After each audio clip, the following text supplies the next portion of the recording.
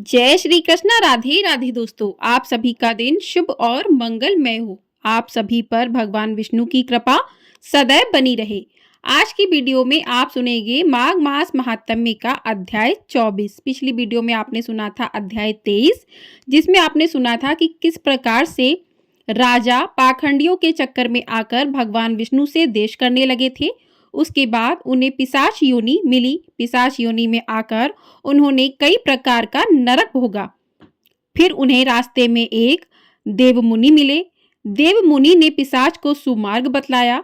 कहा कि माघ मास में तुम प्रयाग में जाकर स्नान करो तो तुम्हारी पिशाच योनि समाप्त हो जाएगी। माघ मास में प्रयाग में स्नान करने से मनुष्य पहले जन्म के सभी पापों से मुक्त हो जाता है और उसे मुक्ति की प्राप्ति हो जाती है। इससे बढ़कर तुम्हारा कोई भी प्रायश्चित नहीं है। यमुना का संगम त्रिवेणी सागर में सबसे उत्तम तीर्थ है। ऋषि मुनि कहने लगे कि मैं तुमसे गंगा स्नान यानी कि प्रयाग के संगम का वर्णन नहीं कर सकता, क्योंकि वह घने अंधकार को दूर करने वाला शरद का चंद्रमा चमकता है। उसी तरह संगम के स्नान से मनुष्य पवित्र हो जाता है। मैं तुमसे गंगा यमुना के संगम का वर्णन नहीं कर सकता, क्योंकि जिसकी जल की एक बूंद के स्पर्श से केरल देश का ब्राह्मण मुक्त हो गया। तो ऋषि के ऐसे वचन सुनकर जो पिशाच था उसके मन में शांति उत्पन्न हो गई, मानो वह सभी दुखों से छूट गया हो। प्रसन्नता से उसने विनय पूर्वक ऋषि से पूछा। क्या पूछा वह आप आज के अध्याय में जानेंगे। तो प्रिय श्रोताओं, पिशाच कहने लगा कि हे मुनि, केरल देश का ब्राह्मण किस प्रकार मुक्त हुआ, यह कथा कृपा करके विस्तार पूर्वक कहिए। देवदूती कहने लगा कि केरल देश में बासु नाम वाला एक वेद पारंगत ब्राह्मण था। उसके बंधुओं ने उसकी भूमि छीन ली, जिससे वह निर्धन और दुखी होकर अपनी जन्मभूमि त्याग कर देश विदेश में घूमता किसी व्याधि से ग्रस्त होकर मृत्यु को प्राप्त हो गया। उसका कोई बांधव न होने के कारण उसकी और वैदिक क्रिया नहीं हुई और ना ही उसकी दाह क्रिया हुई। इस प्रकार क्रिया के लोप होने से निर्जन वन में प्रेत होकर चिरकाल तक फिरता रहा। शीत ताप भूख प्यास से दुख से हाहाकार करता हुआ वह नंगे शरीर रोता फिरता था, परंतु उसको कहीं सद्गति नहीं दिखाई देती थी। सर्वथा दान न देने से वह अपने कर्म फल को भोगता था। जो लोग अग्नि में आहुति नहीं देते, भगवान का पूजन नहीं करते, वे आत्मविद्या का अभ्यास नहीं करते, अच्छे तीर्थों से विमुख रहते हैं। जो लोग दुखी लोगों को स्वर्ण वस्त्र तांबुल रत्न फल तथा जल नहीं देते तथा छल कपट से जीविका प्राप्त करने वाले, दूसरों तथा स्त्रियों का धन हरने वाले, पाखंडी कुटिल चोर बाल वृद्ध तथा आतुर और स्त्रियों पर निर्दयता करने वाले, आग लगाने वाले, विष देने वाले, झूठी गवाही देने वाले, कुमार्ग पर चलने वाले, माता पिता भाई बहन संतान तथा अपनी स्त्री का त्याग करने वाले, जो सब तीर्थों में दान लेते हैं, पालन करने वाले, स्वामी को त्यागने वाले, गौर तथा भूमि के चोर, वेदों की निंदा करने वाले, वृथा द्रोह करने वाले, प्राणियों की हिंसा करने वाले, देवता गुरु की निंदा करने वाले, यह सभी बारंबार प्रेत पिशाच राक्षस तथा बुरी योनियों में जन्म लेते हैं। अतएव बुरे कर्मों से बचकर धर्म के कार्य तथा यज्ञ दान और तप आदि करने चाहिए, क्योंकि कर्म फल अश्वमेव मिलता है। इस प्रकार प्रेत की गति देखकर पाप कर्म कदापि नहीं करने चाहिए। ब्राह्मण कहने लगा कि इस प्रकार उस केरल ब्राह्मण ने उस पर्वत पर अधिक समय व्यतीत करके एक मार्ग में एक पथिक को देखा, जो 2 गगरियों में त्रिवेणी का जल लिए हुए था, आनंद पूर्वक भगवान के चरित्र का गान कर रहा था। प्रेत ने उसका मार्ग रोक कर कहा कि तुम डरो मत, इस गगरी का जल मुझको पिलाओ, नहीं तो मैं तुम्हारे प्राण ले लूंगा। देवदूती कहने लगा कि दुखी दुर्बल नंगे मुरझाए हुए तुम कौन हो, पैरों से पृथ्वी को स्पर्श न करके चलते हो। लोमेश जी बोले, प्रेत यह वचन सुनकर कहने लगा कि मेरे ऐसा होने का कारण सुनो। बोलिए भगवान विष्णु की जय। तो इसका कारण क्या बताया है, इसका वृत्तांत आप अगले अध्याय में सुनेंगे। ये अध्याय यहीं पर समाप्त हुआ। अब सुनते हैं भक्ति से जुड़ी एक प्रेरक कहानी। काशी में एक ब्राह्मण के सामने से एक गाय भागती हुई किसी गली में घुस गई। तभी वहां एक आदमी आया। उसने गाय के बारे में पूछा तो पंडित जी माला फेर रहे थे, इसलिए कुछ बोले नहीं, बस हाथ से उस गली का इशारा कर दिया जिधर गाय गई थी। पंडित जी इस बात से अनजान थे कि वह आदमी कसाई है और गौ माता उसके चंगुल से जान बचाकर भागी थी। कसाई ने पकड़कर गौवध कर दिया। अनजाने में हुए इस घोर पाप के कारण पंडित जी अगले जन्म में कसाई घर में जन्मे और नाम पड़ा सदना। पर पूर्व जन्म के पुण्य कर्मों के कारण कसाई होकर भी वह उदार और सदाचारी थे।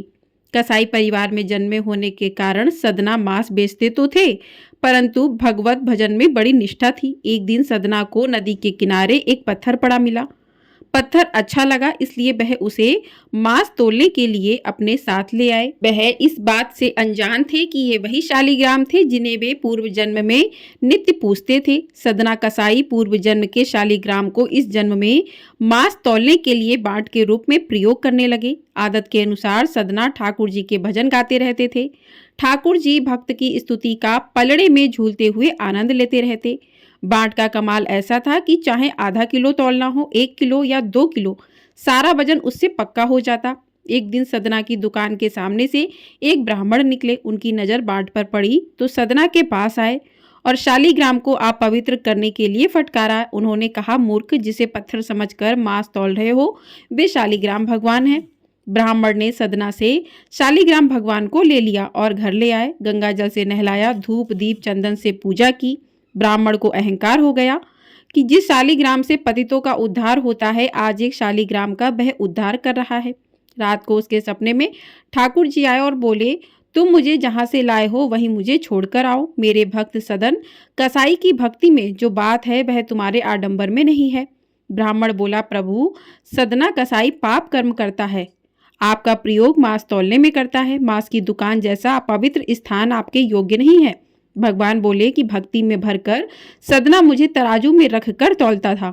मुझे ऐसा लगता था कि वह मुझे झूला झुला रहा है। मांस की दुकान में आने वालों को भी मेरे नाम का स्मरण कराता है, मेरा भजन करता है। जो आनंद वहां मिलता था वह यहाँ नहीं है। तुम मुझे वहीं छोड़ आओ।